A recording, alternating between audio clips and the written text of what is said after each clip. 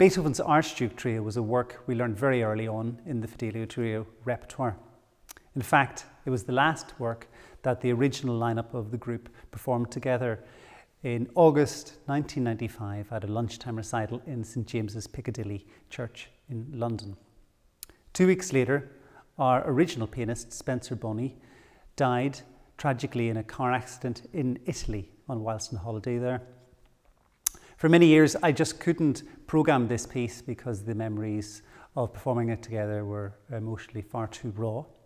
However, here we are 25 years later, and I'm delighted that we can both celebrate Beethoven's 250th anniversary by including it in this performance, and also commemorate Spencer, particularly with the new piano trio by David Fennessy, the piano trio number 2 in Memoriam Spencer Boney.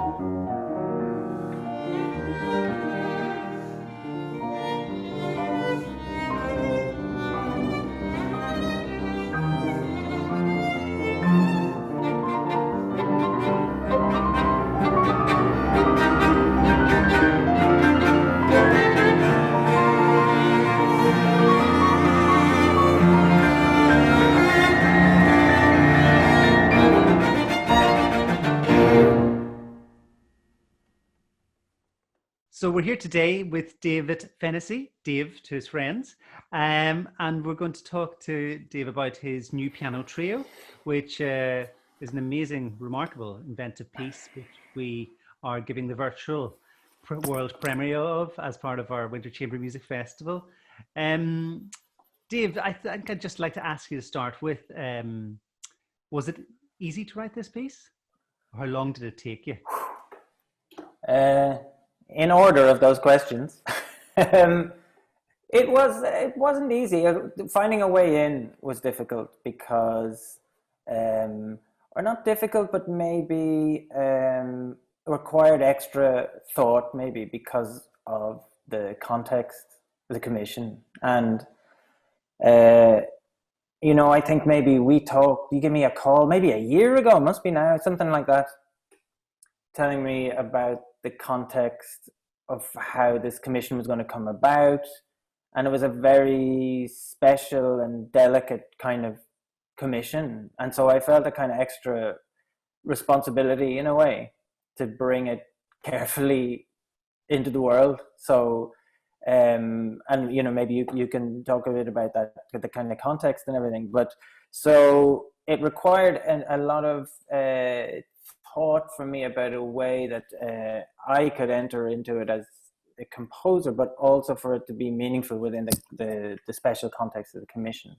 So then once the approach became clear for me, then it became much more fluid. And so how long did it actually take you to write the actual 3 movements? About a month each, I think. So about 3 months, something like that. Yeah. Wow. So still quite a substantial length of time, all things. Yeah. I mean, I'm not the fastest, but I'm not the slowest, and I'm not the fastest, I think. Before we start talking about the piece and, as you mentioned, the context of the commission, the order of movements, the 3 movements, did you write them in the order they appear now? No, I had the last movement pivots around a chord, or actually a note. And that, when you told me about the Beethoven Archduke Trio and its special kind of position for you as a player and your history with the trio and everything. And of course, that was one of the first things I'd gone and listened to, and I became slightly obsessed with this particular chord, which is a kind of a pivot chord before the last movement of the Archduke Trio. And I just, in the way that I'd listened to loads of different recordings about it, and I was thinking a lot, about actually where we were in lockdown, and this thing about we couldn't have live music, and we couldn't even be in a room together to play music. And I was thinking about all of these different ways, that a chord can be played, the way it can be weighted a slight bit different in the hands. It can be, you play with a little bit of warmth, you can play it on what string. And actually that started from me listening to all these different famous recordings, the Boards Trio and Perlman, all these people doing these different recordings of this chord, about the richness that could be in that. And you can only get by being in a room together and feeling that together, and how you land on a chord and stuff. So actually, that was the tiny crack that I prized open to get into the piece, and actually kind of reverse engineered everything from there. And that ended up being, that's the last movement, and then it kind of reverse engineered from that. We should probably just tell anybody who's watching this, that chord, that transition chord is that 7th at the end of the 3rd movement, just leading into the last movement, the B flat to the A flat and all the notes. That's right. And he has this kind of D, which is like a kind of pedal that goes through it, but it's kind of like in those kind of crazy Beethoven moments where it just goes on that, it feels like it's that tad too long, or it's so strange, that moment, and he's just holding it and holding it and holding it. And I even maybe held it for even longer. It certainly goes out into the ether, that movement. It's amazing. So let's talk a little bit about this context of the commission. So I'll explain to any listeners that the piece we wanted to kind of do a twofold dedication. There was, first of all, the memory which we wanted to honor of our original pianist, Spencer Boney, who was a member of the trio when we started. And this year marked his tragic death 25 years ago. But we also wanted to commemorate in this program, or celebrate, I suppose, better way of saying it, Beethoven. And of course, this year being the 250th anniversary for him. So, and of course, I mentioned to you about one of the last piece, and I mentioned this in another video introduction for this concert. The last piece the trio played, the original lineup of the trio played, included Archduke Trio, and I found it very difficult to play this piece for many years because of the memories that it conjured up with playing it, the original lineup.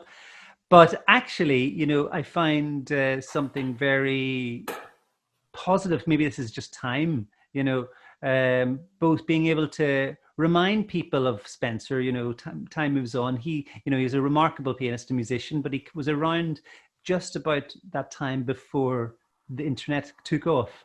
So even though there's obituaries of him in, you know, the Independent and the Independence Magazine of the Year, the of people lost, you know, real amazing celebration of his memory back then. His contribution that is so much now, unfortunately, based on Google searches, isn't so known. And so it's something really positive to be able to recall not just my personal memories of him, but, you know, him and his, you know, contribution to music, which is huge, within the context of the memory of this piece, which is lovely. So thank you for taking the care, you know, into this. I mean, would you mind telling us a little bit about, before we talk about the three movements, was that something, is that something you've had to do before, or was that quite a daunting process, or did it? It was a bit daunting, to be honest, just because of the responsibility of it. And in a way, though, I was moved by when you told me about it, about your relationship to him and the influence that he had on you as a musician and as a friend, maybe more importantly, and that kind of camaraderie that you get playing in a chamber music together, which in trios or quartets, it's not really like other music making settings. I don't think there's something special about that. And also, you know, and the tragedy that he died so young, and that and of course, like, I didn't know him, and you'd sent me a lot of stuff about him and this recording of you guys playing together, and I think that, and that was my way, and that was the idea about that, you know, finding that way in with the chord, is that it's really about friendship and, you know, sharing and a moment together, and actually how that extends into the chamber music form when it's really happening and we're all there together and we share this special thing together. So it was daunting at the start, but then once I kind of accepted the responsibility, it was really enjoyable for me to be able to go in and, you know, kind of join in that kind of commemoration and celebration too, because then that's where I was like, oh, you know, there's room for me here too, because it's about music making and friendship and touch, and actually a lot of those things I think have been on all our minds because they've been denied to us in a way, in a lot of ways recently. It became more, it felt then I was like, oh, this feels current for me as well. Yeah, it's a very pertinent time to be writing a piece like this anyway, yeah. So that's the third movement. It's a subtitle, In Memoriam Spencer Boney, and ethereal. It's almost somewhere between Beethoven and Feldman. Maybe, I mean, that's not far off in a way. In a positive light. In the second movement, this is a really remarkable piece, and the subtitle of it, The Blue-Eyed Lassie. Would you mind telling us about this tune and the treatment of what you did, which is very, very specific with the... Well, this actually went back to an idea that I had to write maybe fiddle music for you a long time ago when I first met you, and then it kind of went back into the background and it came back out again, and it was to do with the bones, the Irish traditional instrument, the bones, keeping the rhythm in a lot of traditional music, and I kind of started listening a few years ago to some recordings from the 1950s and 60s of this woman, Bess Cronin, Irish singer from the south, from Cork. And she had this kind of remarkable way of singing in these recordings that they're almost to herself. So they're not projected. They're almost not performed in a way. It's almost like they're just to her. And she has this very strange way and amazing way of coloring every single note and syllable. And what I started to do is I tried to, this tune, The Blue-Eyed Lassie, I tried to kind of almost hyper-notate it. So I really notated every little nuance that she did. And I was thinking a lot about some other things like the Cage melodies for violin and keyboard. Do you know that piece that, you know, where everything is across, every note is on a different string? And I wanted to somehow use that principle, trying to bring that so that I wasn't just transcribing this tune, but then I wanted to try and make it really into string music as well, so that the cello, which carries the main tune, has that nuance of her voice, but then to try and really make a cello. So it's somewhere between, it's slightly kind of awkward on the cello, but so the cello has to kind of fight to make a line, because I was trying to avoid a certain kind of expressionist kind of way of writing, or that a cellist might use cello expressions to say. Mm-hmm. So I wanted to try and get something of this vocal approach. So it's very intimate, and the cello is muted all the way through. So it's a kind of a negative, or a kind of inside out of what the first movement is, which is big and up and out and energetic and naive. And I wanted the second movement to be very introspective and still and kind of not showy in a way. It was really what I was after. So, and then the violin kind of joins in with the cello in the cracks, and I think it's about the two of you finding a parody as the piece goes on. And then the piano ostensibly is also this kind of the bones thing I was talking about. There's a kind of rhythmic element that comes and goes, and it's something to do, I guess, with memories and a kind of nostalgia as well. And then this kind of cycle of chords which are supporting everything in the piano. So there's a few different layers which are kind of just, the certain things are coming to the fore at different times. That's very cool. I think it's a really interesting movement, and I love, you know, from a textural point of view, the build-up of material with the cello. You know, you could have, it's nearly like a folk written out recitativo part. Yes, yeah. Then, you know, you've got these glacial harmonics, and, you know, kind of somewhere between Mendelssohn and Sciarrino in the violin part, and then, you know, all the material you talked about in the piano part. And then there's this amazing moment where Mary takes over humming when she's doing, of course, Mary's always doing at least 3 or 4 things at one time. Yes. Because she's that good. But there's this moment where she takes over humming as the original material.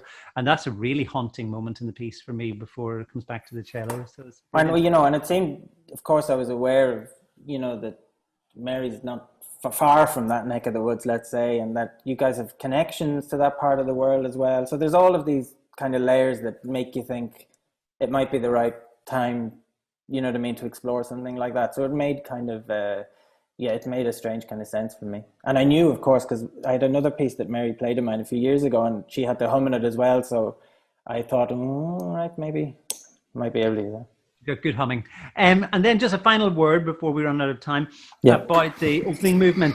When we recorded this the other evening at Side Concert Hall in Gloucestershire, great hall, friends of ours own, and it's wow, it hits you here in the you know, I mean, there's such a build up of overtones going on. But I love also the kind of phasing nature of, you know, I remember, you know, when I first looked at the score of the violin part, and there was all these like 11 in the time of 12s, hemi, demi, semi-clear verse. And then you said, oh yeah, but this is, you know, you're just consistently slightly faster and the cello's consistently slightly slower. But I understand why you had to write it very precisely, of course, for that kind of phasing kind of feeling in the tension to work.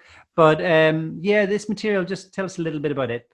Well, the first movement was, like I say, I really, again, just considering the whole context and everything, I really wanted to reference the joy of making music together, and especially as young people, when, like, if you go and you hear a youth orchestra play Strauss or something, and the fortes are a bit too forte, and the vibrato's a bit too, and everything, it's kind of, but you don't care. It's the joy and the energy of that kind of music making.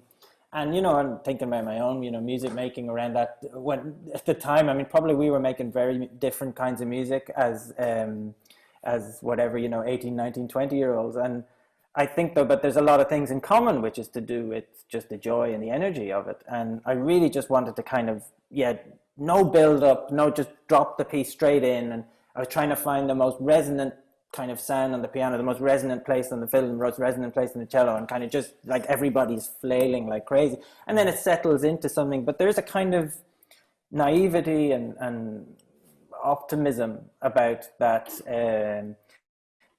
that first movement as well. And actually there's also a kind of another secret quotation that makes its way through that, which is a kind of a melody that children will know. I'm not going to actually say, but it's a kind of, so it was something that I could hook things on as it went through. But in a way, the piano actually also is the well of, so like you say, actually totally rightly, I mean, it starts on a low B and the pedals down for the whole movement, so you just get these overtones that build up, and actually the harmonies of the two strings then are built out of those overtones actually. So it becomes just a kind of a big well of, and then it kind of settles into something more kind of with a kind of stricter momentum. And actually by the end it settles kind of on a pedal on E, and it's very much everybody's in 4/4 and kind of, with the head down. And so it's a real, I wanted to just have a kind of energetic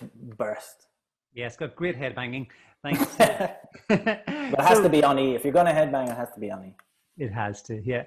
So, well, thank you so much for taking time to listen, to talk to us. Now we're going to listen to the world premiere.